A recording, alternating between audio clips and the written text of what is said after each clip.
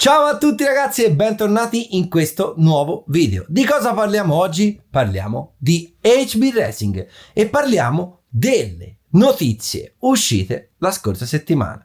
Prima in via non del tutto ufficiale e poi con un comunicato, tra l'altro un video bellissimo, uno short bellissimo da parte di HB Racing, hanno annunciato fra le tante cose che uscirà un'auto denominata D8 RS.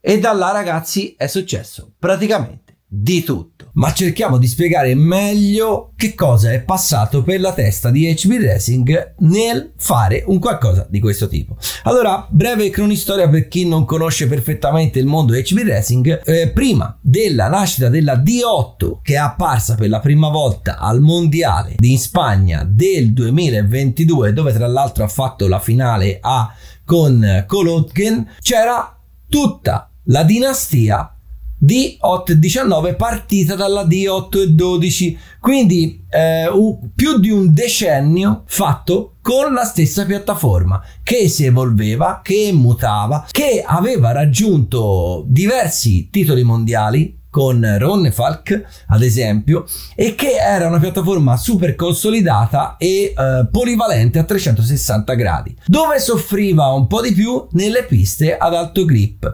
soffriva di più nelle piste come quelle del mondiale, e quindi con l'evoluzione delle piste era stato pensato di creare una piattaforma più adatta per questo tipo di tracciati, quindi tracciati oliati, tracciati ad alto grip, eccetera eccetera eccetera. A luglio del 2023 è entrata ufficialmente in commercio la D8 World Spec in kit, prima versione, quindi quella con le C da 22 e i fuselli da 6. Ma in realtà ragazzi era accaduta una cosa un po' particolare, perché HB Racing aveva inserito in commercio le parti già molto prima di rilasciare il kit completo. Quindi tantissimi utilizzatori HB Racing avevano installato le nuove parti, creando quella che veniva denominata la D8 ibrida, quindi una D8-19 RS con le parti sostanziali di modifica della nuova macchina, quindi come ho detto C, barilotti, fuselli posteriori e bracci. Quindi già dal febbraio-marzo del 2023 le prime D8 ibride stavano calcando le piste di tutto il mondo. Da quel momento in poi ragazzi gli utilizzatori HB si sono nettamente spaccati in due fazioni. Questo è accaduto non soltanto in Italia, non soltanto in Europa, ma in tutto il mondo, quindi anche negli Stati Uniti.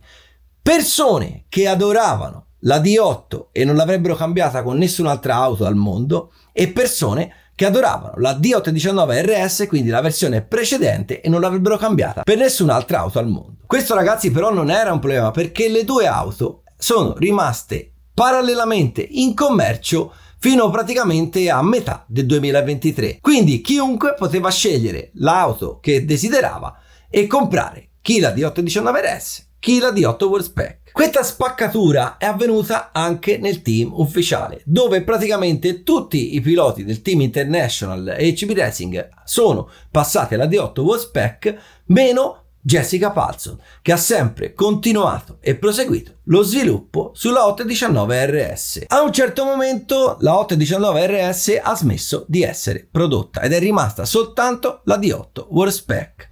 È uscita poi qualche mese fa la versione aggiornata con le C da 22 e i fuselli da 4 kpi, e tantissimi piloti della fazione che adorava la 819 RS e non l'avrebbe mai cambiata per nessun'altra macchina al mondo, vedendosi togliere dal commercio questa piattaforma, hanno cambiato auto, oppure sono andati alla ricerca sui mercatini più disparati di auto di 819 RS usate. Questo chiaramente per HB Racing era un grande problema, perché si trattava di perdere clienti, si trattava di non accontentare la community che HB ha sempre cercato di creare, tutelare e aiutare. Con la nostra storia arriviamo quindi a settembre 2024, dove al campionato del mondo a Radovan, qual è stata la prima auto HB Racing classificata? È stata la macchina di Jessica Paulson, che ha ottenuto una stratosferica P31 in classifica generale. Questa cosa ha fatto riflettere molto i vertici HB Racing, che ci hanno chiesto di provare l'auto che stava guidando Jessica Paulson al mondiale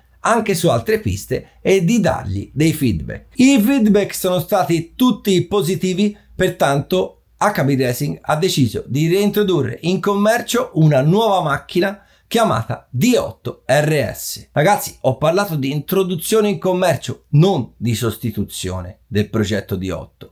Quindi è andata ad accontentare nuovamente coloro ai quali piaceva tantissimo la D819 RS. Come è fatta quindi questa D8 RS? È basata sulle geometrie della 819 RS. Dobbiamo quindi essere scontenti di questa nuova uscita? Assolutamente no, ragazzi, perché la macchina viene affiancata alla D8 e alla E8 World Spec. Quindi coloro i quali sono ultra contenti della D8 e della E8 World Spec, e vi assicuro che ce ne sono tantissimi, non faranno altro che continuare su questa piattaforma.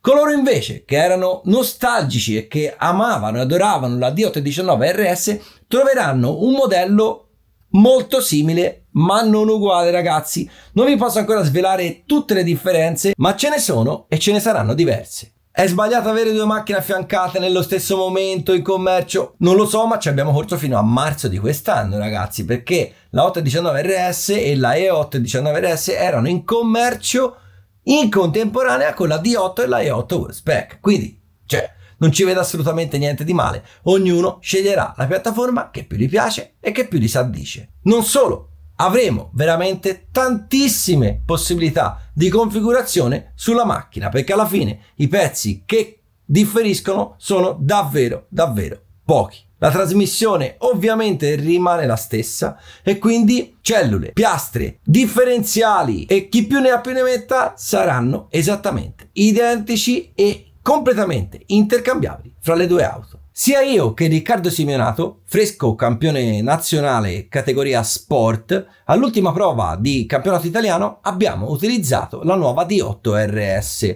e molti hanno pensato che stessimo usando la vecchia piattaforma. Ragazzi, le C e i fuselli saranno esattamente gli stessi della macchina vecchia. Quindi tantissimi di voi che siete con HB Racing da tempo avranno tantissimi ricambi in casa che magari stavano per vendere, stavano per buttare, e per coloro che dicono che questa cosa è sbagliata vi faccio riflettere sul fatto che HB Racing poteva benissimo creare dei fuselli, dei barilotti che sembravano diversi, con fresature diverse, con punti magari più o meno macchinati, ma che in realtà avevano le stesse misure. Poteva creare stampi nuovi, ma in realtà ha deciso di non prendere in giro nessuno e di prendere il buono che già aveva all'interno. Complice il fatto, come ho detto, che a tantissimi amavano quest'auto. Quindi ragazzi, spero di aver fatto chiarezza sugli annunci che ha fatto HB Racing sulle sue pagine social e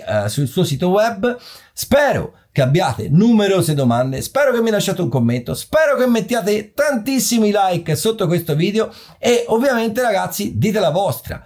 Dite che cosa pensate nei commenti, non nei messaggi privati, perché anche dopo l'ultimo video ho ricevuto una valanga di commenti nei messaggi privati. E questo ragazzi mi fa piacere, perché ovviamente capisco che vogliate dire la vostra, ma se lo dite nei commenti, oltre che fare bene all'algoritmo di YouTube e far prevalere il mio canale nelle ricerche degli utenti, fa il bene anche della community, perché ovviamente da ogni commento si può creare una buona discussione. E noi quando ci vediamo nel prossimo video. Ciao!